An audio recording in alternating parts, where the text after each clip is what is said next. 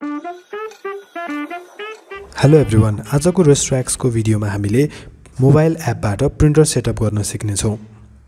सबैभन्दा पहिला म्यानेजमा जानुहोस् र त्यसपछि सेटिङमा जानुहोस्। अब स्क्रोल गरेर प्रिन्टरमा जानुहोस् र त्यसपछि क्रिएट न्यू प्रिन्टरमा क्लिक गर्नुहोस्।